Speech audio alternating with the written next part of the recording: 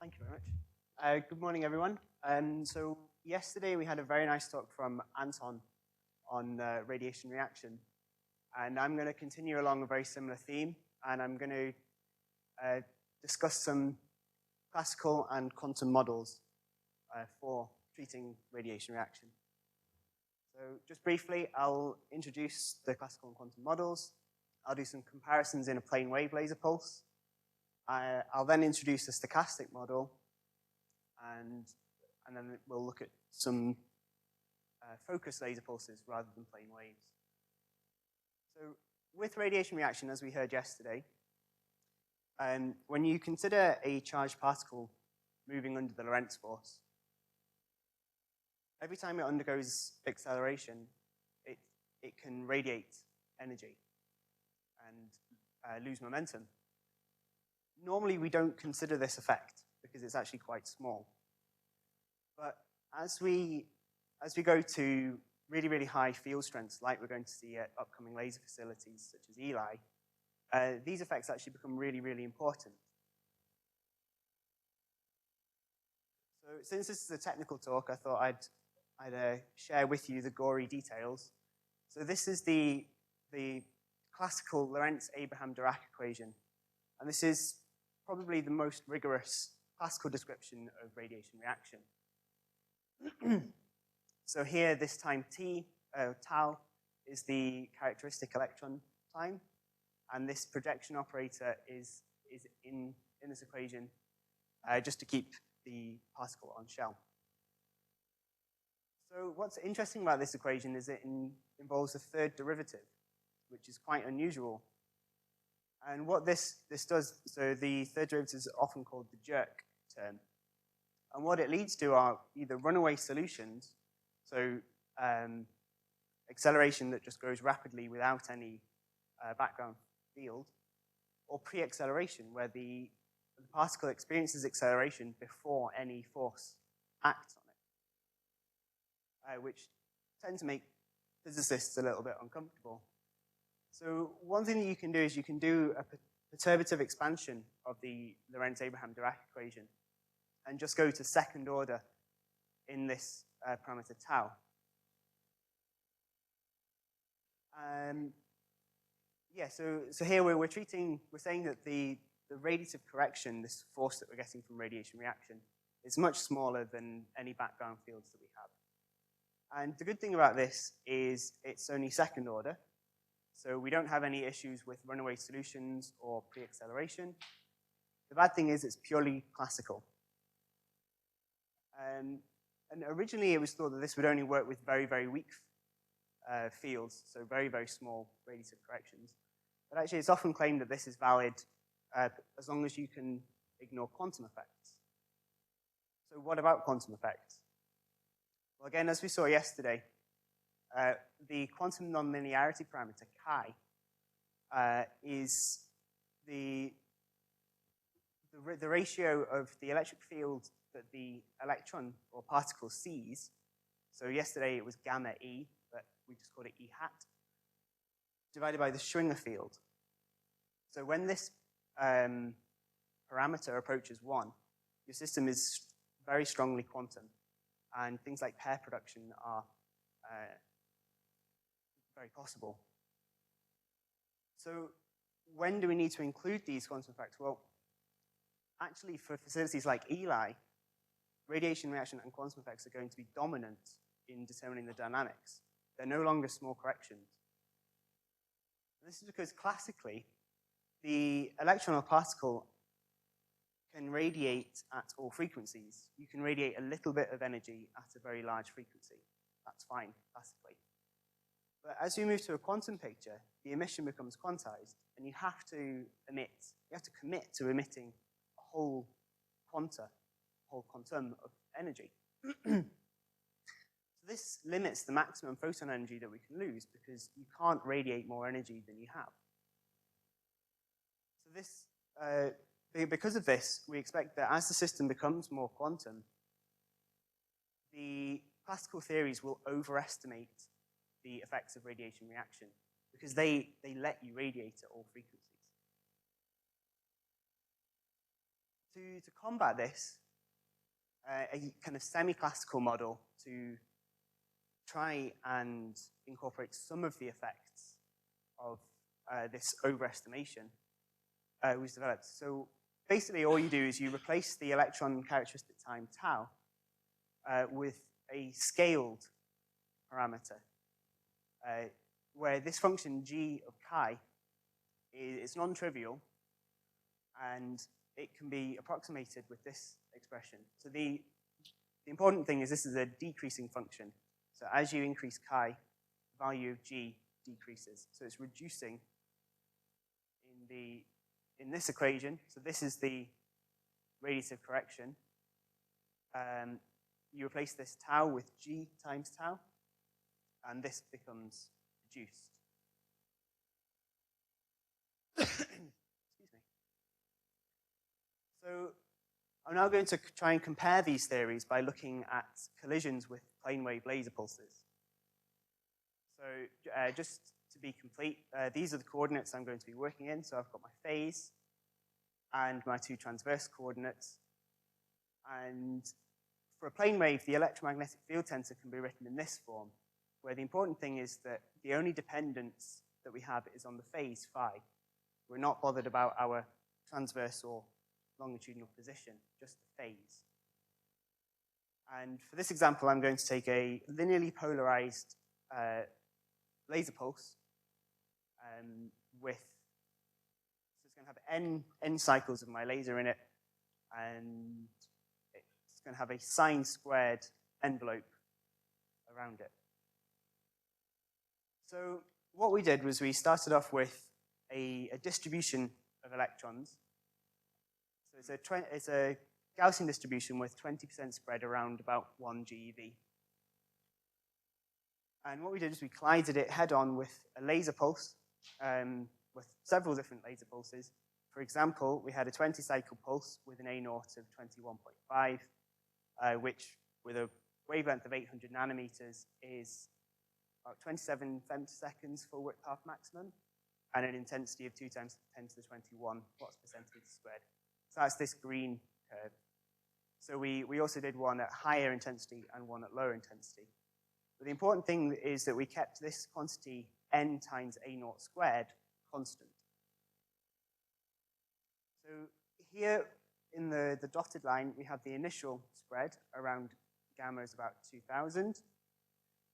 And what happened was we then looked at the final distribution of the electrons. So what did the distribution of electrons look like after it had collided with the laser?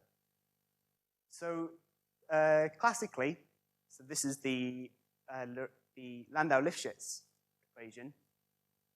We get this dashed curve. And so what we see is we've lost energy. So our mean has dropped from 2000 down to about 1200 or something like that. And we've got much tighter. And this is what we can see on this side. This is the relative energy spread of momentum spread of the electron distribution. So we've dropped to a much lower value. So we've lost energy, but we've also cooled. So our beam has a much lower energy spread when it comes out than when it went in. But then if we look at these, so they're labeled quantum. This is actually the semi-classical model. And we see that we're actually not all of our results collapse to the same point, the same distribution, like they did here. So they're all different on the way down, but they ended up at the same value. With the semi-classical model, we're very sensitive to the actual value of the laser intensity, whereas the classical result only depends on this quantity Na0 squared. So because we kept that fixed, our final distribution was the same for the classical results, but we have very different distributions for the different laser intensities with the semi-classical model. But in all cases, we observe a loss of energy and cooling. So we've dropped from the initial 20% down. So now we're just going to go through a stochastic model for photon emission. So what we do is we consider this scattering process. So we have a dressed electron coming in. And this electron is continuously absorbing laser photons from the background and re-emitting them. So here we have the electron, it's absorbing some number of laser photons, and then we go through the scattering, and the electron comes out, it emits some laser photons, but it also emits a high energy photon. So I'm slightly going to change coordinates. We're using our phases now called eta, and we have our Cartesian coordinates. We're not going to work with the previous coordinates. So from this, if we take a dot product essentially with the laser wave vector k, we get out conservation of energy. And what we're going to do is we're going to assume that the photon is emitted in the electron's direction of motion when it emits the photon. So our model has 4 steps. The first step is to calculate what's called the differential probability. So it's the probability that the electron will emit a photon in that time step. So the actual details of this are not particularly important. I just thought I'd show you. Once you've done that, we propagate forward in time using the Lorentz force, and we decide whether or not we're going to emit a photon based on a random number compared to this probability. If we are going to emit, then we choose the energy of the photon that we're going to emit. So the tilde quantities are the emitted photon. And then we use conservation of form momentum to find the scaling factor, delta, that was here.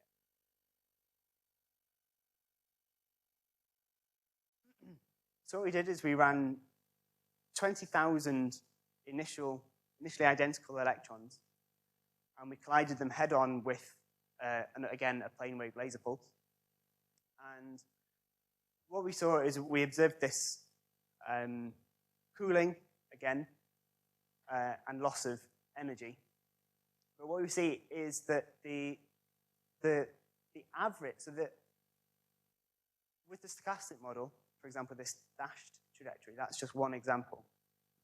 We see steps, like discontinuities and that's as the electron emits a photon.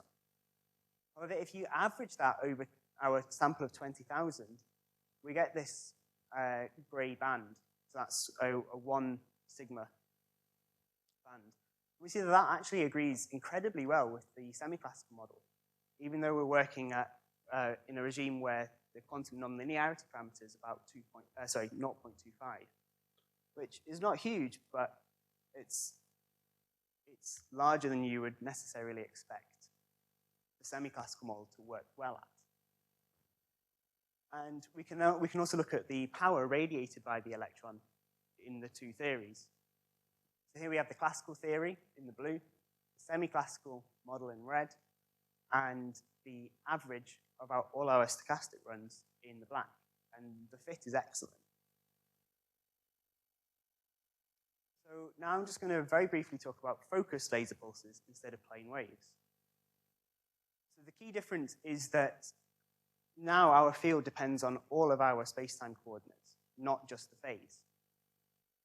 So the field tensor takes this form, where this just represents everything here except with A and B swapped around. And one thing that we will need also is the scalar potential. And we use the Lorentz gauge condition to find an iterative solution for the scalar potential phi. It's quite common to just work with phi naught. So we tried to take it a little bit further by developing this iterative solution. And I'm going to look at a Gaussian beam and define my vector potential to look like this. So this is a focused Gaussian beam. And what this looks like is before the interaction, so the laser is going to come in this way, and my electron is going to be fired in this way. So before the interaction, we're off-center, we're out of focus, the focus is at 0. And then as we move through, the laser pulse comes through, focuses down, and then spreads out again. So again, the electrons started on this side, they're fired in this way, and this is just some example trajectories. So the gray line, that it passes through, that's the what would happen just with the Lorentz force. And then we've got some examples of trajectories when we have this stochastic emission. We see the behavior is very different. So if we look at the final, the gamma factor for the electrons once they've passed out the pulse, and look at the angular spread in them, we see we've got quite a broad angular spread. So then what we looked at was changing the angle that the electrons come in and hit the laser at. So we considered 30 degrees, 60 degrees, 90 degrees, 120, and 150. And what we found was that this angular spread changes quite drastically. And we see that when we're propagating sort of backwards at, say, 150 degrees, that's not directly backwards, but sort of backwards, we have much lower, we lose a lot less energy. The other thing that's interesting is that all of these, we have a tendency to be scattered into angles, to positive angles. So we looked at what happened if the electron was coming in with a negative angle. And so this is the positive angle, this is the negative initial angle. And we see that the laser sort of drags the electron around. So this was just to show the difference with changing the spot size of the laser. So as we made the laser spot tighter, we found that there was less interaction with the laser. And so we didn't lose as much energy. So this is the gamma spread. We didn't lose as much energy as the larger spot size. And the electrons, when they came out, were more concentrated into lower angles. So just very briefly conclude, I've kind of gone through some classical and semi-classical models for radiation reaction. I introduced a stochastic model, and I also showed some results using focused laser pulses. And the electron distribution, the final electron distribution, is very strongly dependent on the incidence angle, but also on things like beam waste. So finally, future work, and this is where any potential collaborations would be welcomed. We want to look at the interplay between the electron beam cooling that we saw with the classical theories and the stochastic heating. So we've developed with the stochastic model, so the stochastic simulations, they were all initially identical, so there was no energy spread. Yet we've ended up producing an energy spread, and that's called stochastic heating. We also want to look, instead of just having a single photon emission, what happens if we introduce 2 photon emission and even pair production. So I'd just like to thank my collaborators and you all for listening. Thank you very much. Thank you very much, Sam. Some questions?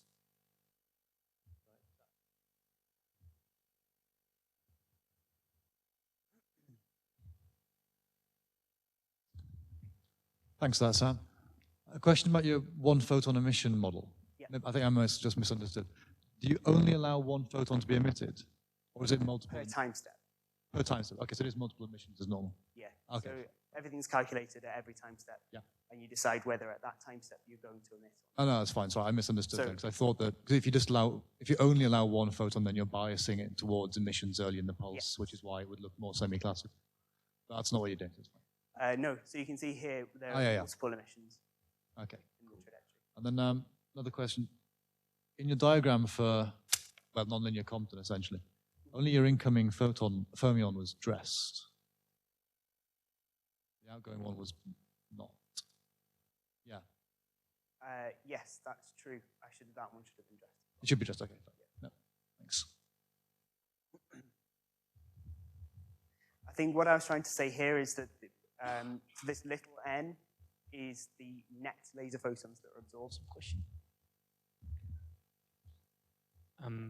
When you showed in the beginning this classical model, you basically kept the energy of the laser pulse constant, right? The fluence. Or the fluent, yeah, the fluence, yeah, Essentially. sorry.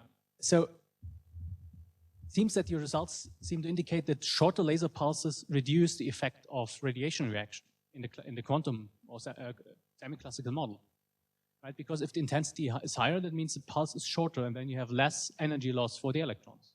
Yes, that's true.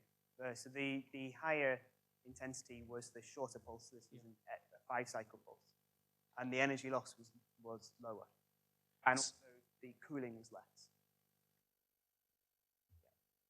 So I think that's essentially because what we're saying is the radiation, we saw that the radius of correction was damped by this factor G of chi, and things are more quantum in.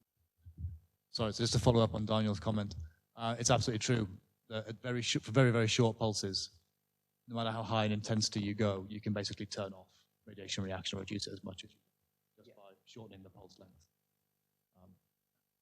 Send you a reference. If you go to incredibly short pulses, then actually this model predicts that you get a boost in energy. Ah, interesting. Let's talk. Yeah.